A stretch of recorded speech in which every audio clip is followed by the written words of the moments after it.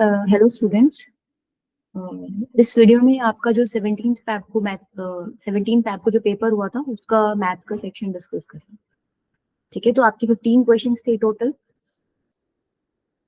देखो, first question क्या है आपका, if the sum of n terms of N AP is n into 3n minus 1 then the 15th term is। Basically ये sequence and series chapter का question है।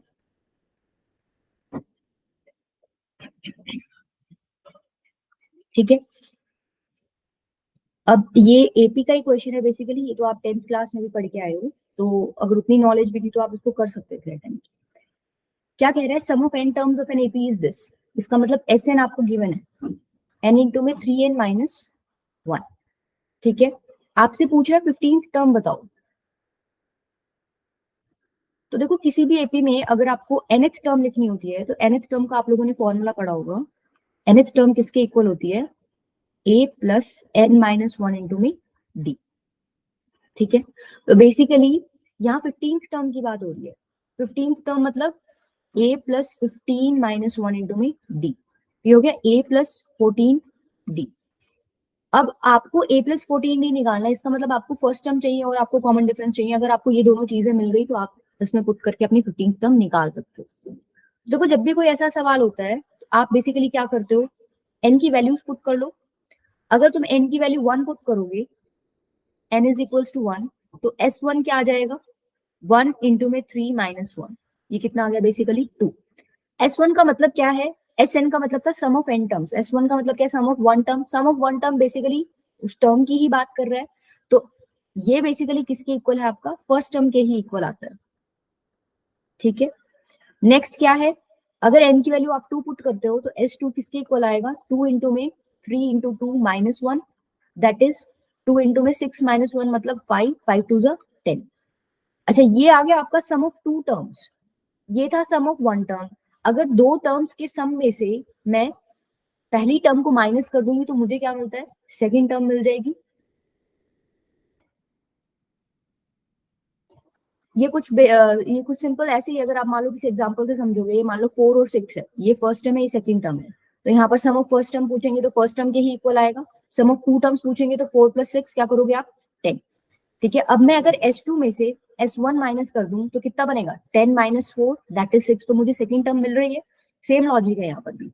अगर मैं S2 में से S1 को माइनस कर दूंगी तो आपको क्या मिल जाएगा, बेसिकली सेकंड टर्म मिल जाएगी। मतलब 10 माइनस 2 दैट इज 8।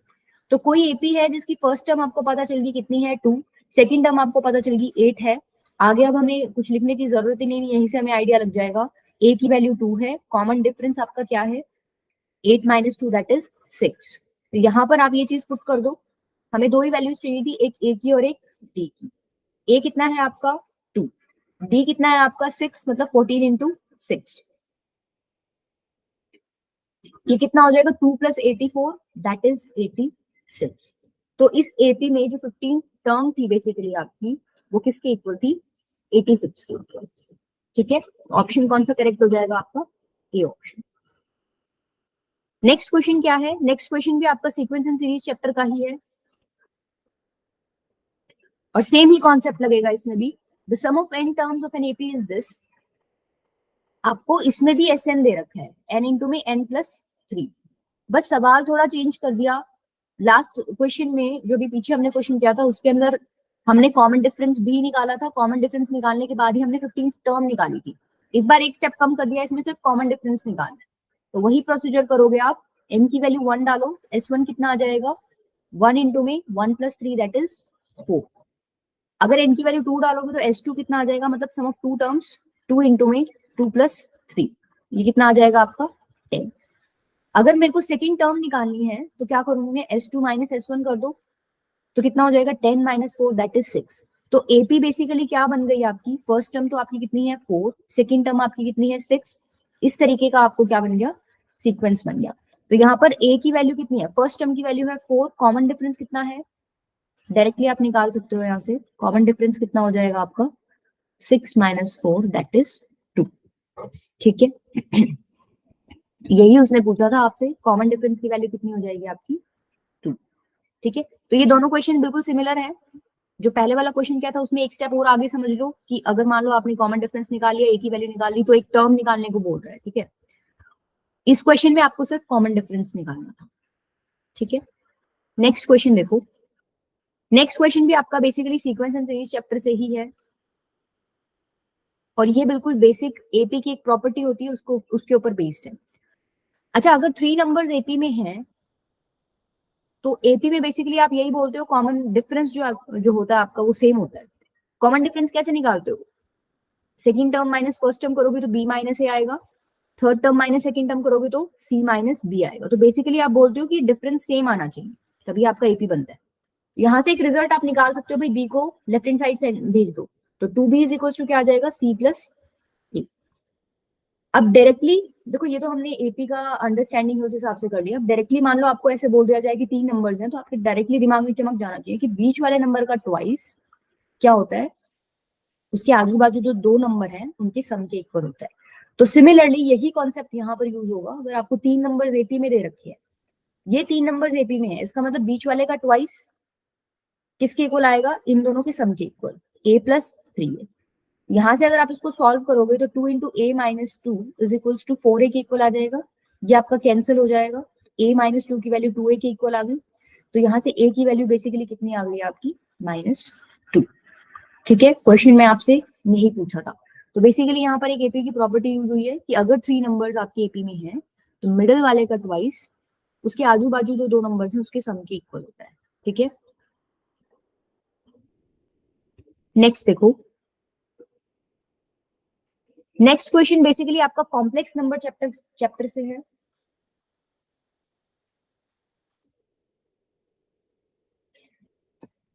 अब देखो, इस क्वेश्चन को करने के 2 मेथड्स बताऊंगी मैं इसमें।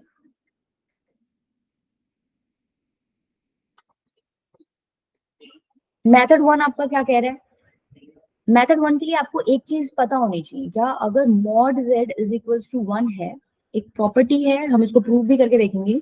अगर mod z is equals to 1 है तो z बार किसके इक्वल आ जाता है, आपका 1 के इक्वल आता है। इसको आप प्रूव भी कर सकते हो। सपोज मैंने क्या ले लिया, z को एक कॉम्प्लेक्स नंबर को अज्यूम कर लिया, p प्लस आयोटा क्यू। तो अगर आप मॉड z निकालोगे तो मॉड z क्या होता है, किसी भी कॉम्प्लेक्स नंबर का मॉड कैसे निकालते हो, under root of p square plus Q square. इसकी वैल्यू बेसिकली इन्होंने 1 दे रखी है, इसका मतलब p square plus Q square यहाँ से क्या आ जाएगा, 1 के इक्वल आ रहा है, ठीक है। अच्छा, नेक्स्ट में क्या है, जेड बार। जेड बार मतलब किसी कॉम्प्लेक्स नंबर को उसके कॉन्जुगेट से मल्टीप्लाई कर रखा है। तो अगर complex number P plus iota Q है, उसको तुम उसी के कॉन्जुगेट से मल्टीप्लाई करो तो क्या बनेगा, कॉन्जुगेट क्या हो जाएगा इसका, P minus iota Q. Multiply करो एक बार, P square minus iota square Q square, ये किसके इक्वल आ रहा है, P square plus Q square. और अभी अभी आपने पीछे ऊपर निकाला है, अगर मॉड जेड की वैल्यू 1 है तो P square plus Q square 1 होगा, तो बेसिकली ये भी 1 के इक्वल आ जाएगा। यहाँ से आप लिख सकते हो क्या, जेड बार 1 के इक्वल है। तो ये प्रूफ तो हमने कर लिया। अब आपको ये डायरेक्ट रिजल्ट याद होना चाहिए कि भाई किसी भी क्वेश्चन में अगर मॉड जेड की वैल्यू 1 दे रखी है और उसी क्वेश्चन में जेड बार को आपको मतलब यूज करना है या डिस्कस करना है या उन्होंने दे रखा है, तो उसकी वैल्यू क्या होगी, 1 होगी। डायरेक्टली आप यहाँ से याद रखो, मॉड जेड 1 है, दैट मीन जेड बार की वैल्यू 1 है। अच्छा, अगर जेड बार की वैल्यू 1 है तो यहाँ से मैं ये भी लिख सकती हूँ कि 1 बाय जेड जो है बेसिकली जेड बार के इक्वल है, ठीक है। अगर जेड बार की वैल्यू 1 है तो मैं लिख सकती हूँ 1 by Z is equal to Z bar. अब देखो क्वेश्चन क्या कह रहा है, क्वेश्चन में ये चीज यूज कर रखी है, अगर z कोई कॉम्प्लेक्स नंबर है with mod z is equals to 1, अगर मॉड z 1 है तो यहाँ से हमें क्या चमक गया, z bar is equals to 1 है। इसका मतलब 1 बाय z किसके इक्वल है, z बार के इक्वल। 1 बाय z अगर z बार के इक्वल है तो यहाँ से आपको क्या पता चल गया, इन्होंने ये जो 1 बाय z लिखा हुआ है इसकी जगह में z बार यूज कर सकती हूँ, ठीक है। तो देखो, इन्होंने क्वेश्चन में आपको दे रखा था z plus 1 by z is equals to x plus iota y। मुझे पता चल गया अगर मोड z 1 के इक्वल है तो 1 बाय z बार के इक्वल है, तो मैं यहाँ पे इसको रिप्लेस करके ऐसे लिख सकती हूँ, z plus z bar is equal to x plus iota y। अब मैंने z को सपोज यहाँ मान रखा है p प्लस आयोटा q, आप क्या कर दो, इसको सब्सटीट्यूट कर दो या z की वैल्यू डाल दो, p प्लस आयोटा q। अच्छा, z बार क्या हो जाएगा, p माइनस आयोटा q, ये किसके इक्वल है, x प्लस आयोटा y की। यहाँ से आपको पता चल गया 2p plus 0 is equals to iota into 0 is equals to x plus iota y। अब दो कॉम्प्लेक्स नंबर्स इक्वल कब होते हैं? जब उनका रियल पार्ट के इक्वल होता है, इमेजिनरी पार्ट के इक्वल होता है। तो यहाँ से x की वैल्यू 2p आ जाएगी, y की वैल्यू 0 आ जाएगी। क्वेश्चन में आपसे पूछा था x y की वैल्यू बताओ, x इंटू वाई की। तो आप जब भी मल्टीप्लाई करोगे, y की वैल्यू 0 है तो x इंटू वाई क्या आ जाएगा आपका? 0 ही आ जाएगा। ठीक है, ये मेथड था, इसके अंदर आपको ये प्रॉपर्टी पता होनी चाहिए, आप आराम से कर सकते हो। सेकेंड मेथड क्या है इसका? मेथड 2 में डायरेक्ट है कि आप कोई कॉम्प्लेक्स नंबर मान लो, z is equal to cos theta plus iota sine theta. अगर z is equal to cos theta plus iota sine theta है तो 1/z बेसिकली z की पावर -1 के इक्वल होगा। इसको आप क्या लिख सकते हो? Cos theta plus iota sine theta की पावर -1। अब यहाँ पर डी मोइवर्स फॉर्मूला यूज कर लो। ठीक है, डी मोइवर्स फॉर्मूला क्या कहता है कि -1 पावर आगे आ जाती है एंगल के सामने। तो इसको आप लिख सकते हो cos of minus theta plus iota sine of minus theta. अब यहाँ पर थोड़ा सा ट्रिग्नोमेट्री का भी आपको नॉलेज होना चाहिए कि भाई अगर cos ऑफ माइनस थीटा बोल रहा है तो ये cos थीटा के ही इक्वल होता है, साइन ऑफ माइनस थीटा बोल रहा है तो ये माइनस साइन थीटा के इक्वल होता है। तो यहाँ पर ये वाली प्रॉपर्टी यूज करके मैं लिख सकती हूँ 1/z is equal to cos theta minus iota sine theta. ठीक है, अब क्वेश्चन में बोला था z प्लस 1/z की वैल्यू है cos theta plus z plus 1/z की वैल्यू क्वेश्चन में क्या गिवन है? x plus iota y। तो मैं अपनी वैल्यूज डाल देती हूँ, cos theta plus iota sine theta plus में cos theta minus iota sine theta is equals to x plus iota y। यहां से ये तो कैंसिल ही हो जाएगा, 2 cos थीटा प्लस में iota into 0 is equals to x plus iota y। अब तुम दोबारा से दो कॉम्प्लेक्स नंबर्स इक्वल दिख रहे हैं तो रियल पार्ट को रियल पार्ट के इक्वल रखोगे, इमेजिनरी को इमेजिनरी के इक्वल रखोगे। तो x की वैल्यू तो 2 cos थीटा आ गई, y की वैल्यू क्या है? 0। सेम वही कॉन्सेप्ट, एक्स वाई निकालना है। अब एक आपका 0 ही आ गया तो 0 से मल्टीप्लाई करोगे, आंसर अभी भी आपका क्या आना है? 0 आना है। ठीक है, तो आप किसी भी मेथड से कर सकते हो, वो आपकी मर्जी है, बट ये वाला जो रिजल्ट है ये आपको पता होना चाहिए। मान लो आप यूज नहीं कर रहे हो इस क्वेश्चन में तो भी आपको पता होना चाहिए, क्वेश्चन में बहुत यूज होता है। अगर mod z is equals to 1 है तो z बार की वैल्यू क्या हो जाएगी? 1 हो जाएगी। ठीक है, आंसर आपका क्या हो गया? 0। नेक्स्ट क्वेश्चन देखो। नेक्स्ट क्वेश्चन जो अभी पीछे हमने क्वेश्चन किया उसमें एक प्रॉपर्टी यूज की थी छोटी सी कि अगर दो कॉम्प्लेक्स नंबर्स इक्वल हैं तो उनका रियल पार्ट के इक्वल होगा, इमेजिनरी पार्ट के इक्वल होगा। सेम वही कॉन्सेप्ट यहाँ यूज करना है जो बीच में हमने एक ये पार्ट यूज किया था पीछे। यहाँ पर भाई दो कॉम्प्लेक्स नंबर्स इक्वल थे तो इमेजिनरी पार्ट के इक्वल है, रियल पार्ट के इक्वल है। सेम कॉन्सेप्ट है, आपको बोला हुआ है a plus iota b is equal to c plus iota d. दो कॉम्प्लेक्स नंबर्स दे रखे हैं, इक्वल कब होते हैं? जब रियल पार्ट के इक्वल हो और इमेजिनरी पार्ट के इक्वल हो। तो a is equal to C आ गया और b is equal to D आ गया। अब ऑप्शन से देख लो कि ऐसा कौन सा ऑप्शन है जिसमें ये चीजें पुट करने पर आपको आंसर मिल रहा है। देखो यहाँ लिखा हुआ है a square plus B square is equal to C square plus D square. अगर मैं a square plus B square लेके चलूं, a की वैल्यू मुझे पता चल गई c के इक्वल है तो सी स्क्वायर, b की वैल्यू मुझे पता चल गई d के इक्वल है तो b की जगह मैं क्या लिख दूंगी? D square. तो हो गया आपका ये वाला ऑप्शन करेक्ट है। ए स्क्वायर प्लस बी स्क्वायर किसके इक्वल हो जाएगा? सी स्क्वायर प्लस डी स्क्वायर के इक्वल। ठीक है, अगर मान लो आपको इस तरीके से नहीं करना तो आप एक और तरीका है। वैसे तो देखो इसमें लॉजिक तो यही लगेगा, कॉम्प्लेक्स नंबर्स इक्वल है तो रियल पार्ट के इक्वल, इमेजिनरी पार्ट के इक्वल है। मान लो आपको कोई और तरीके से करना है तो आप उसको ऐसे भी कर सकते हो, दोनों तरफ आप क्या ले लो? मॉड ले लो। ठीक है, तो mod of a plus iota b किसके इक्वल हो जाएगा? Mod of c plus iota d के। अच्छा आपको पता है आप मॉड लोगे तो a plus iota b is equals to mod of c plus iota d. अच्छा कॉम्प्लेक्स नंबर का मॉडुलस आपको निकालना आता है, ये under root of a square plus B square, ये किसके इक्वल हो जाएगा? Under root of c square plus D square के इक्वल। दोनों तरफ स्क्वायरिंग कर दो, स्क्वायरिंग करोगे तो भी आपका यही रिजल्ट आएगा। ठीक है, सेम रिजल्ट आएगा, A square plus B square is equal to C square plus D square. तो ऑप्शन कौन सा करेक्ट हो गया आपका इस क्वेश्चन का? D option. प्रॉपर्टी कौन सी यूज की है? दो कॉम्प्लेक्स नंबर्स इक्वल होते हैं तो उनका रियल पार्ट के इक्वल होता है, इमेजिनरी पार्ट के इक्वल। नेक्स्ट देखो, नेक्स्ट क्वेश्चन आपका दोबारा से चैप्टर सीक्वेंस एंड सीरीज का ही है। अब इस क्वेश्चन में उन्होंने क्या कर दिया? जीपीपी डाल दी और एपीपी डाल दी। ठीक है, बोल रहे हैं pth qth r terms of N AP are in GP. पहली बात तो आपको पीएच क्यूएच आर टर्म्स लिखनी आनी चाहिए। जैसे आप nth टर्म लिखते हो, nth टर्म आप किसके इक्वल लिखते हो, a plus n minus one into d के इक्वल लिखते हो, राइट। तो अगर मुझे pth टर्म लिखने को कोई बोल दे, pth टर्म किसके इक्वल हो जाएगा, a plus p minus one into D, जहां पर a क्या है, ये जो भी एपी की बात कर रहा है जिसकी इसने टर्म्स उठा रखी है pth qth rth, उसका फर्स्ट टर्म है, d क्या है, कॉमन डिफरेंस। अच्छा, इसी तरीके से qth टर्म अगर मुझे लिखना हो तो मैं कैसे लिखूंगी, a plus Q minus one into में d। सिमिलरली मुझे rth टर्म लिखना हो तो a plus r minus one into में d। अब ये बोल रहा है, ये तो मैंने एपी का कॉन्सेप्ट यूज कर लिया ph qth rth टर्म लिखने के लिए, क्योंकि वो एपी में बोल रहा है, उसने बोला है ये तीनों टर्म्स भी जीपी में है। अब देखो जीपी आप खुद की तरफ से एज्यूम कर सकते हो। मान लो कोई जीपी है जिसका फर्स्ट टर्म a है, कॉमन रेशियो r है, तो टर्म्स कैसी लिखी जाएंगी, ए आर स्क्वायर। तो ये तीन टर्म्स भी जीपी में मैं मान लेती हूँ, ये a के इक्वल है, ये ए आर के इक्वल है और ये ए आर स्क्वायर के इक्वल है। ठीक है, तो ये तीनों टर्म्स मैंने जीपी में मान ली। अब आप क्या करो, ये फर्स्ट इक्वेशन है, ये सेकंड इक्वेशन है और ये थर्ड इक्वेशन है। आप दो दो इक्वेशन को लेके सॉल्व कर लो। पहले क्या करो, सेकंड में से फर्स्ट को सब्ट्रैक्ट कर दो, सब्ट्रैक्ट फर्स्ट फ्रॉम सेकंड, तो आपको क्या रिजल्ट मिलेगा।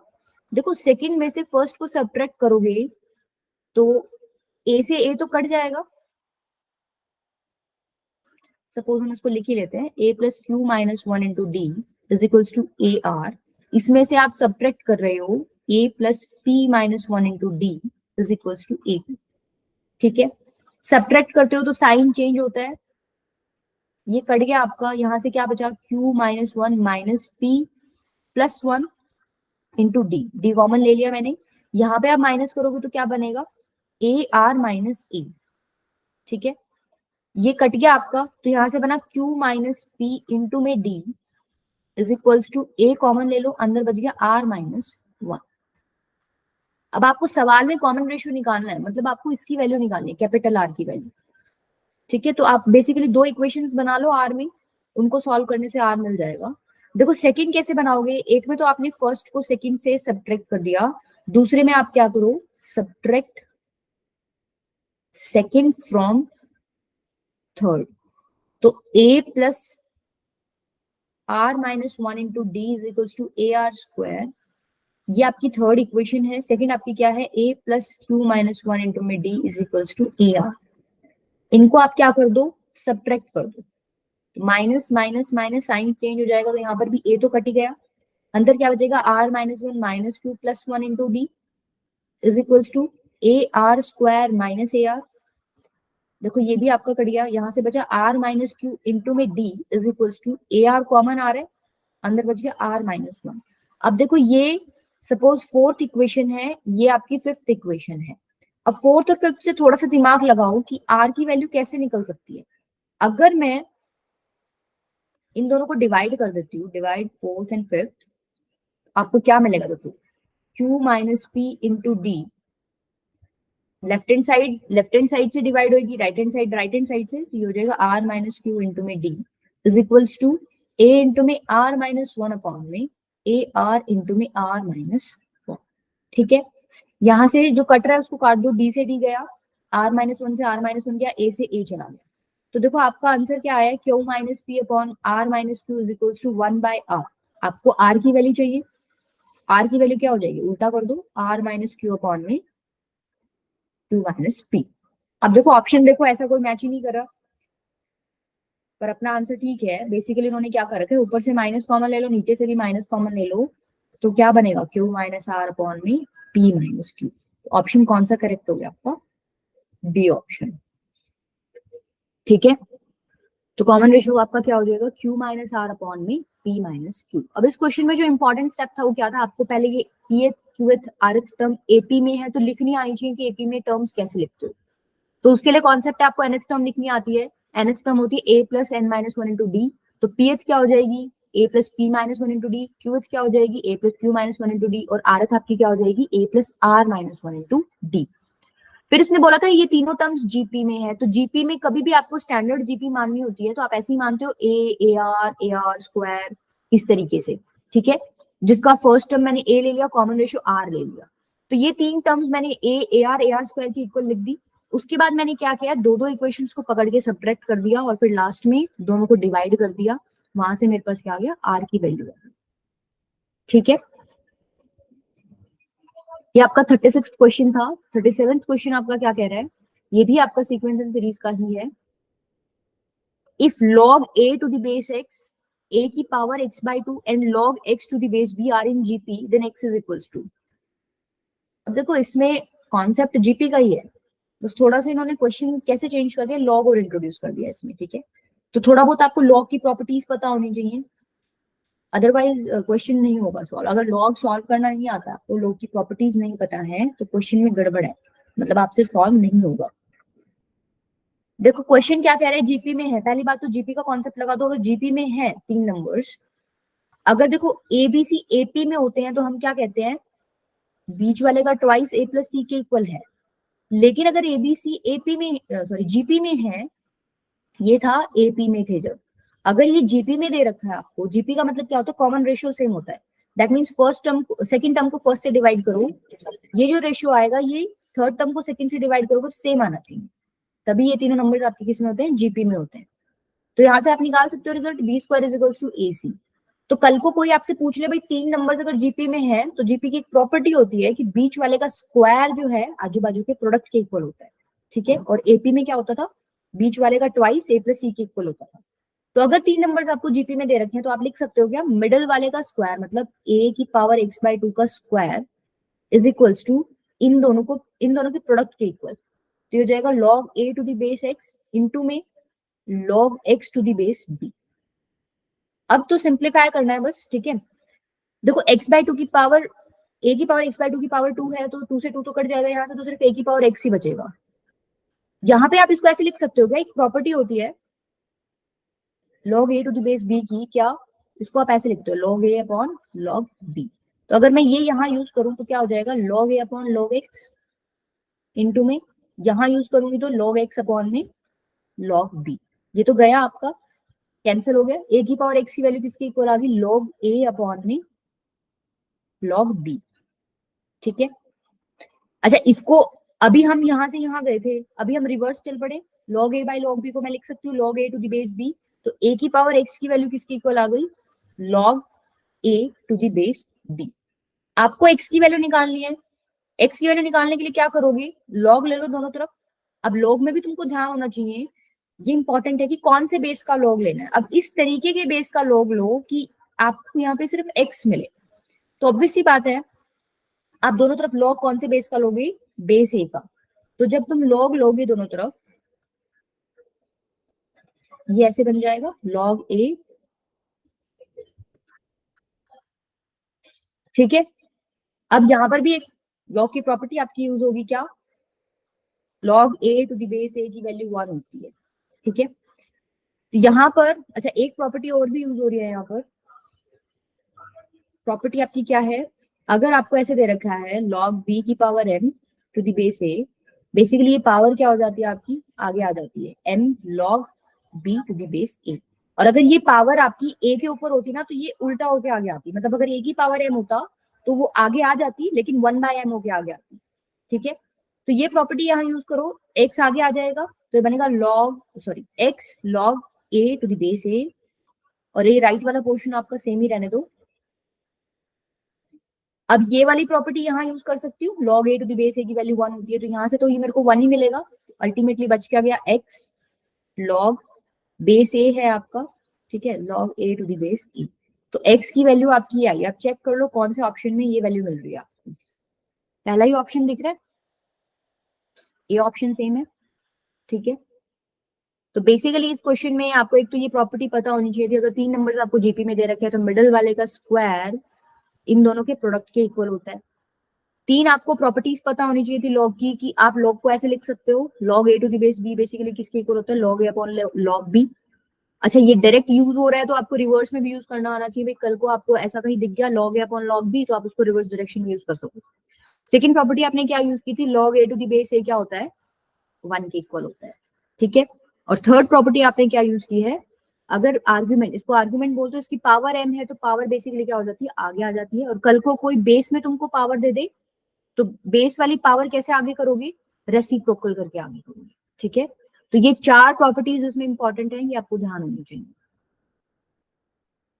नेक्स्ट क्वेश्चन देखो,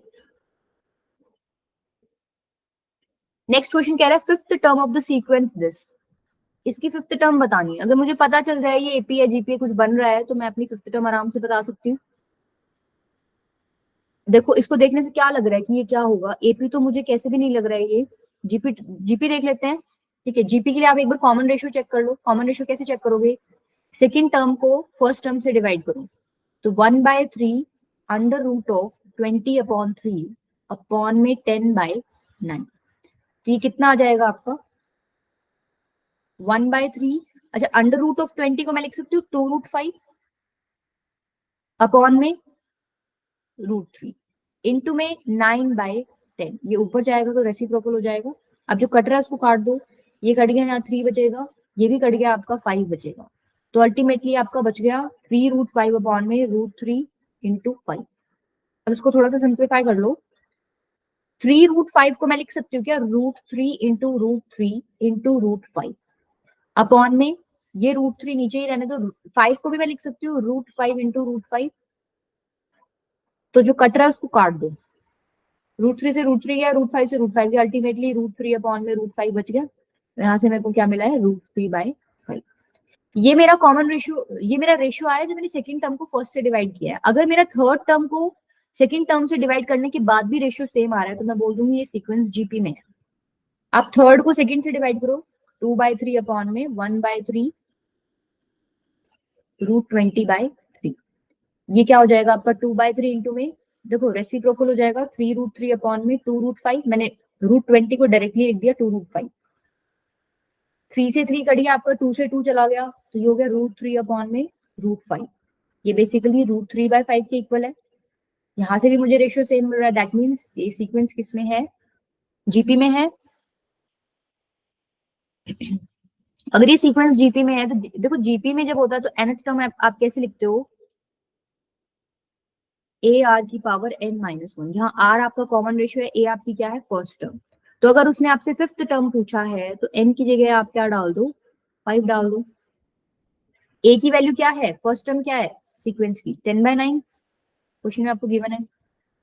आर की वैल्यू आपने निकाली है 3/5 की पावर 1/2, और इसकी पावर क्या हो जाएगी n-1 मतलब 5-1 मतलब 4। इसको सॉल्व कर लो, 10/9 इंटू में, अच्छा 1/2 इंटू 4 क्या हो जाएगा, 2 बचेगा, तो 3/5 की पावर 2 कितना हो जाएगा, 9 अपॉन में 25। 9 से 9 कट गया आपका, 5 2 10, 5 5 25, तो 2/5 आपकी बेसिकली क्या है, फिफ्थ टर्म है इस सीक्वेंस की, ठीक है। तो इसमें बेसिकली हमको पहले चेक करना था, इसमें डायरेक्टली हमको जीपी नहीं दिया, हम लोगों को चेक करना पड़ गया एक स्टेप की भाई हाँ ये जीपी है कि नहीं। उसके लिए हमने क्या किया है, रेशियो चेक किया है, second term upon first term करके देखा, रेशियो आया √3/5। फिर third term upon second term करके देखा, उसका भी रेशियो √3/5 आया, रेशियो सेम है, दैट मीन्स सीक्वेंस कैसा है, जीपी है। और जीपी में आपको पता होना चाहिए, जैसे एपी में nth टर्म लिखते हो a + n-1 इंटू डी, वैसे ही जीपी में nth टर्म कैसे लिखते हैं, a r की पावर n-1, ठीक है। नेक्स्ट क्वेश्चन देखो, next question complex number chapter पे है, पूछ रहा है multiplicative inverse of this. Multiplicative inverse क्या होता है कि इस नंबर को या इस कॉम्प्लेक्स नंबर को मैं किससे मल्टीप्लाई करूं कि मुझे आंसर 1 मिल जाए। तो आपको पता है इस नंबर को अगर मैं इसी के रेसिप्रोकल से मल्टीप्लाई कर दूंगी तो मुझे आंसर 1 मिलेगा। अगर मैं इसको 4 - 5 आयोटा अपॉन 3 + 4 आयोटा से मल्टीप्लाई कर दूं मुझे आंसर 1 मिल जाएगा। तो मल्टीप्लिकेटिव इनवर्स बेसिकली ये है, बट इन्होंने फॉर्मेट दूसरा दे रखा है, इस फॉर्मेट में आपको दे नहीं रखा। इस फॉर्मेट में चेंज करने के लिए आप क्या करोगे, आपको ये पता चल गया मल्टीप्लिकेटिव इनवर्स ये है, तो आपकी कोशिश क्या रहती है कि डिनोमिनेटर में कभी भी आयोटा ना रहे, ठीक है। देखो जो भी ऑप्शन है उसमें डिनोमिनेटर में आयोटा नहीं है, तो यहीं से तुमको समझ आ जाना चाहिए कि जो आंसर्स इन्होंने दे रखे हैं उसमें आयोटा नहीं है डिनोमिनेटर में, तो हमारा जो एम है या क्वेश्चन को सॉल्व करने का तरीका वो क्या होगा कि हम डिनोमिनेटर में आयोटा हटाएं। अब डिनोमिनेटर में आयोटा हटाने के लिए क्या करोगे, इसी के कॉन्जुगेट से मल्टीप्लाई डिवाइड कर दो, 3 + 4 आयोटा अपॉन में 3 + 4 आयोटा से आपने क्या कर दिया, मल्टीप्लाई भी कर दिया और डिवाइड भी करती है। ऊपर मल्टीप्लाई करो तो क्या बनेगा 12 प्लस 16 आयोटा, सॉरी ये कॉन्जुगेट था बेटा, कॉन्जुगेट में माइनस आएगा ना, साइन उल्टा हो जाएगा। 3 माइनस 4 आयोटा और 3 माइनस 4 आयोटा, ये हो जाएगा 12 minus 16 iota minus 15 iota plus 20 iota square, और नीचे क्या बनेगा a plus b into a minus b, a plus b into a minus b क्या होता है आपका a square minus b square, तो हो जाएगा 3 3 9 minus 4 iota square 16 iota square b square, ये किसके इक्वल हो जाएगा 12 माइनस 31 आयोटा, 20 आयोटा स्क्वायर को मैं लिख सकती हूँ माइनस 20 क्योंकि आयोटा स्क्वायर की वैल्यू होती है -1। सिमिलरली नीचे भी आयोटा स्क्वायर की वैल्यू -1 डालूंगी तो 9 प्लस 16 बचेगा, ये क्या बन गया 12 minus 20 minus 8 minus 31 iota upon में 25। अब इसमें रियल पार्ट अलग से कर लो -8/25 और इमेजिनरी अलग से कर लो माइनस आयोटा 31/25। ठीक है, तो ऑप्शन आपका कौन सा करेक्ट हो जाएगा सी ऑप्शन। तो मल्टीप्लिकेटिव इनवर्स में सिर्फ इतना ही ध्यान रखना था आपको कि उसको किससे मल्टीप्लाई करूं कि मुझे आंसर 1 मिले। ठीक है, नेक्स्ट क्वेश्चन क्या है आपका, x की वैल्यू आपको दे रखी है कोस alpha plus iota sine alpha, आपको निकालना है x square minus 1 upon x square plus 1। ठीक है, आपको x दे रखा है कोस alpha plus iota sine alpha, आपको इसकी वैल्यू निकालनी है एक्स स्क्वायर माइनस 1 अपॉन में एक्स स्क्वायर प्लस 1। एक तरीका तो देखो क्या है, आप ऊपर नीचे से एक्स एक्स कॉमन ले लो, अगर ऊपर से एक्स कॉमन लोगे तो अंदर बनेगा 1 एक्स माइनस 1/x, नीचे से भी एक्स कॉमन लोगे तो क्या बनेगा x प्लस 1/x, x से x कट गया आपका तो ये अल्टीमेटली क्या बन गया x माइनस 1/x और x प्लस 1/x। अच्छा इसको मैं ऐसे भी लिख सकती हूँ x माइनस एक्स की पावर -1 x प्लस एक्स की पावर -1, तो आप वैल्यूज डाल दो x की, ये क्या बनेगा आपका कोस alpha plus iota sine alpha minus cos alpha plus iota sine alpha की पावर -1, नीचे क्या आएगा कोस alpha plus iota sine alpha plus cos alpha plus iota sine alpha की पावर -1। अब यहाँ पर दिख रहा है आपको कॉम्प्लेक्स नंबर की पावर है -1 है, तो आप basically D Morgan's formula use कर सकते हो। डी मॉर्गन्स फॉर्मूला क्या कहता है, ये पावर आगे आ जाएगी अल्फा के साथ, तो क्या लिखोगे आप इसको cos alpha plus iota sine alpha minus cos of minus alpha plus iota sine of minus alpha upon में cos alpha plus iota sine alpha plus cos of minus alpha plus iota sine of minus alpha. अब यहाँ पर same ऐसा ऐसा question हमने पीछे भी किया था, आपको पता होना चाहिए कोस ऑफ माइनस थीटा होता है cos theta, sine of minus theta होता है माइनस साइन थीटा, तो आप ये दोनों प्रॉपर्टी यहाँ यूज कर लो, तो आपका क्या बनेगा ऊपर तो बनेगा cos alpha plus iota sine alpha minus cos alpha, bracket खोल दिया मैंने माइनस साइन है बाहर, plus iota sine alpha upon में cos alpha plus iota sine alpha plus cos alpha minus iota sine alpha. अब जो कट रहा है उसको काट दो, कोस अल्फा से कोस अल्फा गया, यहाँ पे ये चला गया, क्या बन गया आपका 2 आयोटा साइन अल्फा अपॉन में 2 कॉस अल्फा, 2 से 2 कैंसिल हो गया तो बन गया आयोटा टेन अल्फा। ठीक है, तो आपका आंसर कौन सा करेक्ट हो जाएगा,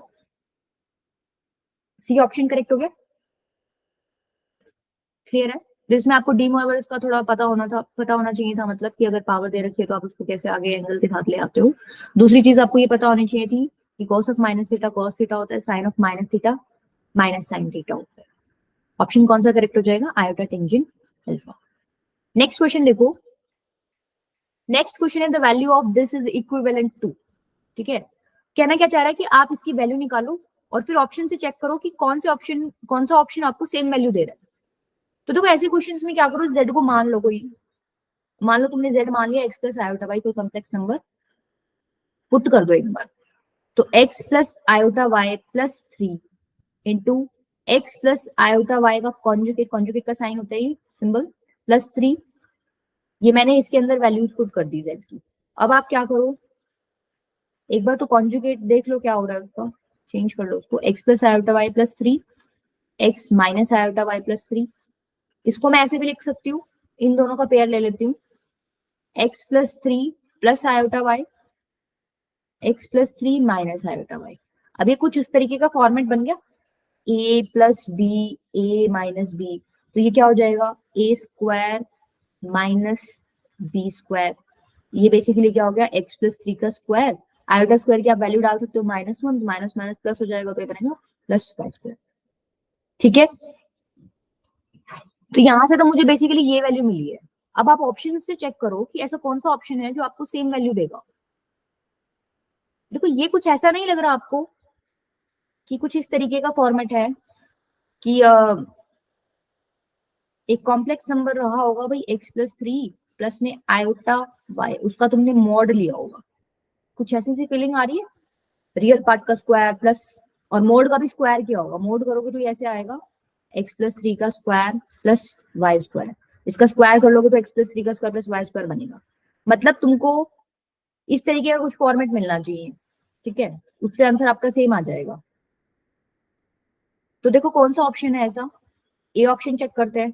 आपने कॉम्प्लेक्स नंबर को क्या माना था, एक्स प्लस आयोटा वाई, आप लिख दो एक बार, X plus iota Y plus 3 का होल स्क्वायर।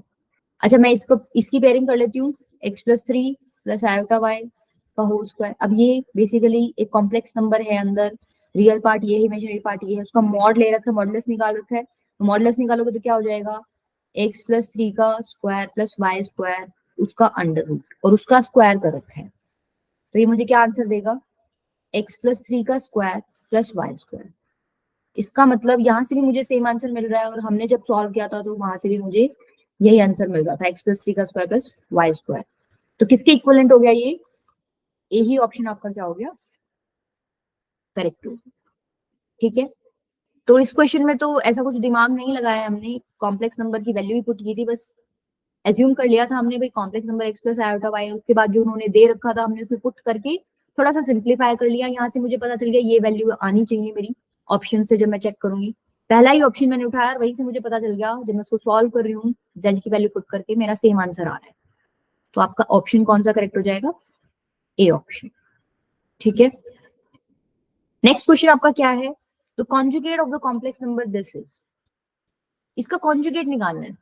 एक काम करो, पहले इसको सॉल्व कर लो, सिंप्लीफाई कर लो इसको, ठीक है, उसके बाद उसको कॉन्जुगेट निकाल देंगे। कॉन्जुगेट निकालना तो हमें आता है, आयोटा के आगे साइन चेंज करना होता है बस। तो देखो आपको जो कॉम्प्लेक्स नंबर दे रखा है वो ये है 1 प्लस आयोटा का स्क्वायर अपॉन 1 माइनस आयोटा। सबसे पहले दिख रहा है भाई आइडेंटिटी है ऊपर, मैं एक बार आइडेंटिटी सॉल्व कर लेता हूँ, खोल लेता हूँ। 1 प्लस आयोटा का स्क्वायर क्या हो जाएगा, 1 plus iota square plus 2 iota upon में 1 माइनस आयोटा। ऊपर आयोटा स्क्वायर की वैल्यू डालोगे -1, तो 1 से -1 तो कैंसिल हो जाएगा आपका, ऊपर बनेगा सिर्फ 2 आयोटा, नीचे बन गया 1 माइनस आयोटा। फिर मेरे दिमाग में आ रहा है भाई नीचे आयोटा पड़ा है, इसको थोड़ा सा और सिंपलीफाई में कर सकता हूँ, मुझे नीचे आयोटा पसंद नहीं है, मैं क्या करता हूँ ऊपर नीचे इसको इसी के कॉन्जुगेट से मल्टीप्लाई डिवाइड कर देता हूँ। यहाँ से मुझे क्या मिलेगा, 2 iota into 1 plus iota upon में ए माइनस बी इंटू ए प्लस बी क्या होता है, ए स्क्वायर माइनस बी स्क्वायर। इसको सॉल्व करोगे तो क्या आएगा, 2 iota into 1 plus iota upon में 1 आयोटा स्क्वायर की वैल्यू डालो -1, तो 1 प्लस 1 कितना होनेगा आपका, नीचे 2 ही बन जाएगा, 2 आयोटा इंटू 1 प्लस आयोटा, नीचे आपका क्या है 2, 2 से 2 कैंसिल हो गया, तो ये क्या बन गया ultimately 1 plus iota into iota. इसको आप लिख सकते हो आयोटा प्लस आयोटा स्क्वायर। अच्छा इसको आप फर्दर चेंज कर सकते हो, आयोटा स्क्वायर की वैल्यू -1 होती है, तो -1 प्लस आयोटा। ठीक है, तो बेसिकली ये जो इन्होंने दिया था ना ये इसी के इक्वल है। देखो कितना सुंदर कॉम्प्लेक्स नंबर बन गया। अब इसका कॉन्जुगेट निकालना है, -1 प्लस आयोटा का कॉन्जुगेट क्या होता है, आयोटा के आगे जो भी साइन उसको चेंज कर दो, -1 माइनस आयोटा। ठीक है, फिर ये चीज, ऑप्शन आपका कौन सा करेक्ट हो गया, बी ऑप्शन। ठीक है, नेक्स्ट क्वेश्चन देखो, नेक्स्ट क्वेश्चन आपको कह रहा है एबीसी एपी में है और ये 3 टर्म्स इन्होंने जीपी में दे रखी हैं। अच्छा, एपी जीपी आते ही आपके दिमाग में चमक जाना चाहिए, एपी में कॉमन डिफरेंस सेम होता है, जीपी में कॉमन रेशियो सेम होता है। तो अगर ये तीन टर्म्स एपी में है, एबीसी एपी में है, तो मैं लिख सकती हूँ क्या, b minus A is equals to C minus b. Common difference या डिफरेंस जो निकालते हो टर्म्स का, वो बेसिकली क्या होना चाहिए, सेम होना चाहिए। अच्छा, इसी तरीके से बी माइनस ए, सी माइनस बी और ए आपके किस में है, जीपी में है। तो जीपी की कंडीशन मुझे पता है, सी माइनस बी का स्क्वायर इन दोनों के प्रोडक्ट के इक्वल होगा। अभी हमने पीछे पढ़ा था ये, ठीक है। अब देखो, हम आपको रेशियो निकालना है, A is to B is to C. तो या तो आपको ये तीनों वैल्यूज पता चल जाए, या फिर कोई दो वैल्यूज किसी एक सिंगल की मान लो बी और सी जो है ए की टर्म्स में मैं निकाल लूं, ठीक है, या फिर ए और बी को सी की टर्म्स में निकालूं, तो भी रेशियो निकालना आसान हो जाएगा क्योंकि वो कट जाता है फिर। अच्छा, इसमें क्या करें, अब यहाँ पर हमें B minus A to C minus B दे रखा है, और यहाँ मुझे दिख रहा है सी माइनस बी का स्क्वायर बेसिकली किसके इक्वल है, B minus A into A के इक्वल। तो यहाँ से तो मुझे यही ध्यान आ रहा है भाई, बी माइनस ए की जगह मैं सी माइनस बी डाल देता हूँ। सी माइनस बी का square is equals to B minus A की जगह आप क्या डाल दो, सी माइनस बी, और इंटू में ए। इधर भी सी माइनस बी, इधर भी सी माइनस बी, कट जाएगा एक, तो बचेगा क्या, C minus B is equals to A. अब देखो, मेरे को कहीं ना कहीं बढ़िया रिलेशन चाहिए। अब यहाँ तो तीनों ही वेरिएबल्स दिख रहे हैं मेरे को अलग अलग, c b b a b. मैं क्या करती हूँ, सी माइनस बी की जगह दोबारा से बी माइनस ए डाल देती हूँ यहाँ पर। तो B minus A is equals to A आ जाएगा। तो बी की वैल्यू मुझे ए के टर्म्स में मिल गई, B is equals to two A. अगर B is equals to two A है, तो आप बेसिकली यहाँ से सी की वैल्यू भी निकाल सकते हो। अब इसमें पुट कर दो, बी की वैल्यू डाल दो, two A is equals to A, तो सी की वैल्यू कितनी आ गई, थ्री ए, ठीक है। सी भी मुझे एक ही टर्म्स में मिल गया, बी भी मुझे एक ही टर्म्स में मिल गया। मैं यही बता रही थी आपको स्टार्टिंग में कि किन्हीं दो को थर्ड वाले के अंदर चेंज कर दो, ठीक है, थर्ड वाले के फॉर्मेट में चेंज कर दो। तो अगर ए टू बी टू सी निकालना है, तो बेसिकली मैं लिख सकती हूँ क्या, मुझे ए टू बी की वैल्यू क्या है, टू ए, और सी की वैल्यू क्या है, थ्री ए।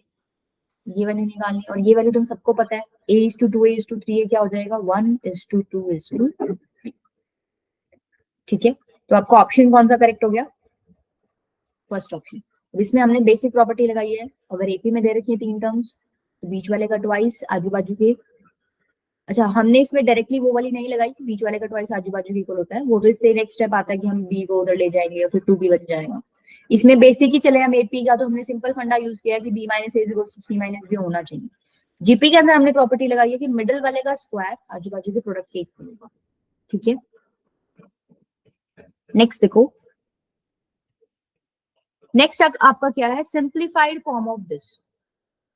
अब देखो, ये जो है आपको कॉम्प्लेक्स नंबर जो दे रखा है, इस तरीके का फॉर्मेट कभी भी आपको दिखे ना, अब ध्यान रखना, वन प्लस कॉस थीटा अलग से दिख रहा है, तो कहीं ना कहीं यहाँ पर ट्रिग्नोमेट्री डायरेक्टली यूज हो रही है। One plus cos two theta तुम लोगों ने पढ़ा होगा ट्रिग्नोमेट्री में, क्या होता है, two cos square theta by two. Theta by two मतलब यहाँ टू थीटा है, तो इसको डिवाइड बाई टू करोगे तो थीटा बनेगा। तो अगर तुमको कहीं वन प्लस कॉस थीटा दिख जाए, तो फॉर्मूला लगा सकते हो। अल्टीमेटली आपने क्या किया है, एंगल का हाफ किया था, यहाँ एंगल थीटा है, तो मैं लिख सकती हूँ two cos square theta by two. Similarly अगर कहीं आपको साइन टू थीटा दिखता है, तो आपको पता है ट्रिग्नोमेट्री में आपने फॉर्मूला पढ़ रखा है, two sine theta cos theta के इक्वल होता है। एंगल का हाफ ही यहाँ कर रखा है आपने, देखो टू थीटा से थीटा हो गया। तो अगर कहीं साइन थीटा दिख जाए, तो उसको मैं चेंज करके ऐसे लिख सकती हूँ, sign theta by two cos theta by to. यहाँ पर भी मैंने क्या किया है, एंगल का हाफ किया। तो देखो, ये चीजें मैं यहाँ कर सकती हूँ क्या, वन बाय, मुझे वन प्लस कॉस थीटा दिख रहा है, इसकी जगह मैं लिख दू two cos square theta by two. One, यहाँ पे मेरे को क्या दिख रहा है, आयोटा के साथ साइन थीटा, तो साइन थीटा की जगह मैं लिख सकती हूँ क्या, two sine theta by two cos theta by two. अब यहाँ से कुछ कॉमन आ रहा है, two cos theta by two common आ रहा है, निकाल लो बाहर। Two cos theta by two तुमने कॉमन निकाल लिया, तो अंदर क्या बन गया, cos theta by two plus iota sine theta by two. अच्छा, इसको ऊपर ले जाओ, तो क्या हो जाएगा, one by two cos theta by two into में cos theta by two plus iota sine theta by two की पावर माइनस वन। अब इतना आने के बाद चमक जाना चाहिए, यहाँ डी मोएवर्स फॉर्मूला आपका यूज हो रहा है। तो पावर आगे करो, थीटा के साथ ले जाओ, ये हो जाएगा cos of minus theta by two plus iota sine of minus theta by two. अच्छा cos तो माइनस को खाई जाता है, ये तो डायरेक्ट आ जाएगा आपका 1/2 cos theta by two, cos of minus theta, cos theta ही होता है तो होगा cos theta by two minus iota sine theta by. अब देखो ज्यादा से ज्यादा क्या कर सकते हो आप, पहली बात तो जो आपके ऑप्शंस दे रखे हैं उसमें डिनोमिनेटर में cos थीटा बाई टू है ही नहीं, तो यहाँ से थोड़ा सा आइडिया मुझे लग रहा है भाई cos थीटा बाई टू काटने में भलाई है, ठीक है, नीचे से गायब भी हो जाएगा। तो मैं क्या करती हूँ ना, ऊपर वाले में से cos theta by two common ले लेती हूँ। देखो आप यहाँ पहुंच गए, ऊपर आपका है cos theta by two minus iota sine theta by to, ऊपर वाले से cos theta by two common ले लो, अंदर बचेगा 1 minus iota sine theta by two cos theta by to, नीचे आपका क्या था 2 cos theta by to. Cut गया ये वाला पोर्शन आपका, यहां से आपका क्या मिल गया 1/2 1 minus iota tan theta by to, ठीक है। तो ऑप्शन आपका कौन सा करेक्ट हो गया 1/2 into 1 minus iota tan theta by to, यही आ रहा है हमारा 1/2 into 1 minus iota tan theta by to, तो डी ऑप्शन करेक्ट हो गया। अब तुम्हें कॉम्प्लेक्स नंबर में ऐसे बहुत सारे क्वेश्चन मिल जाएंगे जो इस फॉर्मेट में होंगे, 1 प्लस कोस थीटा अलग से है, साइन थीटा अलग से है, तो याद रखना इसमें ये यूज हो ही जाता है, ठीक है, कि 1 प्लस कोस थीटा को तुम ब्रेक करके लिख सकते हो 2 cos square theta by to formula use करके, और साइन थीटा को आप क्या लिख सकते हो 2 sign theta by two cos theta by to. उसके बाद मैंने सिर्फ सिंप्लीफिकेशन किया है, ये नीचे मुझे दिख रहा था, मुझे दिख रहा था इसको ऊपर ले जाऊंगी पावर -1 हो जाएगी, तो यहाँ पर मैं डी मोइवर्स फॉर्मुला यूज कर सकती हूँ। उसके बाद मुझे दिख रहा है भाई नीचे cos थीटा बाई टू मेरा एक्स्ट्रा पड़ा है, क्वेश्चन के जो ऑप्शन है उनमें कहीं पे भी cos थीटा बाई टू नहीं है, तो मैंने क्या दिमाग लगाया कि ठीक है ऊपर से भी मैं cos theta by two common ले लेती हूँ, कट जाएगा। उसके बाद मेरा डायरेक्टली tan में कन्वर्ट हो ही गया, ठीक है, और tan में एक ही ऑप्शन दे रखा है आपको, डी ऑप्शन, ठीक है। नेक्स्ट और लास्ट क्वेश्चन आपका क्या है, all complex numbers z which satisfy the equation this lie on the देखो ऐसा जब भी सवाल आता है आपको बेसिकली यहाँ पर इसको सॉल्व करके देखना है कि किस तरीके की आपकी इक्वेशन बन रही है, ठीक है। इसको सॉल्व कैसे करोगे, आप z को मान लिया करो x plus iota y put कर दो, जो जो वो बोलता जा रहा है वो करते जाओ। देखो आपको ये गिवन है z माइनस 6 आयोटा अपॉन में z प्लस 6 आयोटा, और इसकी वैल्यू क्या है 1 के इक्वल, ठीक है। यहां से z की वैल्यू में क्या डाल लूं, मान लो मैं मान लेती हूँ z किसके इक्वल है x प्लस आयोटा y की इक्वल। अच्छा मॉडुलस की प्रॉपर्टी होती है ऊपर नीचे अलग अलग हो जाता है, तो मैं क्या करती हूँ पहले तो इसको ऊपर नीचे अलग अलग कर लेती हूँ, इसको उधर भेज देती हूँ z minus 6 iota is equal to z plus 6 iota. अब क्या करती हूँ z की वैल्यू डाल दो, अब जब तुम z की वैल्यू डालोगे तो x plus iota y minus 6 iota is equal to x plus iota y plus 6 iota, ठीक है। अब तुमको अंदर बेसिकली आयोटा की दो टर्म्स दिख रही है, तो यहाँ से आयोटा कॉमन ले लो, यहाँ से भी आयोटा कॉमन ले लो, क्या बनेगा x plus iota into y minus 6 is equals to x plus iota into में y प्लस 6, ठीक है। कोई भी कॉम्प्लेक्स नंबर होता है x प्लस आयोटा, उसका मॉड लेते होते हैं under root x square plus y square, mod मतलब मॉड्यूलस, ठीक है। तो यहाँ पर भी आपको एक कॉम्प्लेक्स नंबर दिख रहा है जिसका रियल पार्ट ये इमेजिनरी पार्ट ये है, तो मैं क्या करती हूँ उनका मॉडुलस ले लेती हूँ, तो क्या हो जाएगा under root of x square plus y minus 6 का होल स्क्वायर, ये किसके इक्वल आएगा, यहाँ पर भी क्या करो मॉडुलस ले लो, या मॉडुलस ले क्या लो, मॉडुलस का साइन दे ही रखा है तुम्हें, मॉडुलस की वैल्यू निकाल लो, ठीक है, x square plus y plus 6 का होल स्क्वायर। अब रूट मुझे नहीं चाहिए होता, मैं क्या कर देती हूँ स्क्वायरिंग कर देती हूँ दोनों तरफ, स्क्वायरिंग बोथ साइड्स,